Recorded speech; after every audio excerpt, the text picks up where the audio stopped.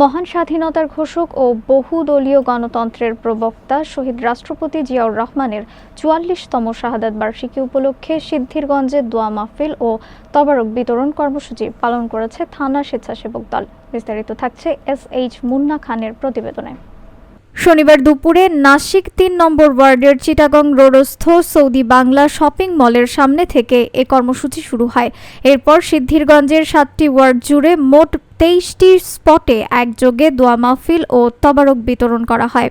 সিদ্ধিরগঞ্জ থানা স্বেচ্ছাসেবক দলের আহ্বায়ক রিপন সরকারের সভাপতিত্বে এবং সদস্য সচিব রেদওয়ান হোসেন পাপ্পুর সার্বিক তত্ত্বাবধানে আয়োজিত কর্মসূচিতে প্রধান অতিথি ছিলেন নারায়ণগঞ্জ মহানগর স্বেচ্ছাসেবক দলের সদস্য সচিব মমিনুর রহমান বাবু।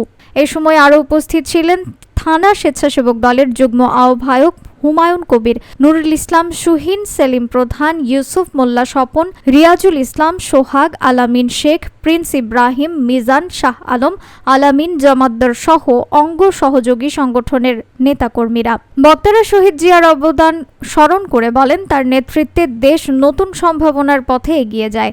কর্মসূচির শেষ অংশে শহীদ রাষ্ট্রপতির আত্মার মাগফিরাত কামনায় দোয়া ও মোনাজাত করা হয়।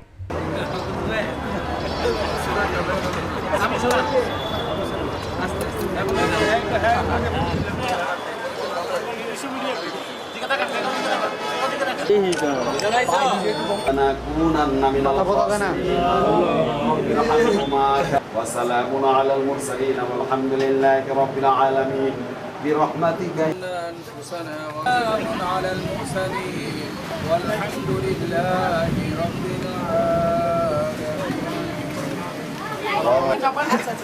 এই মোবাইলটা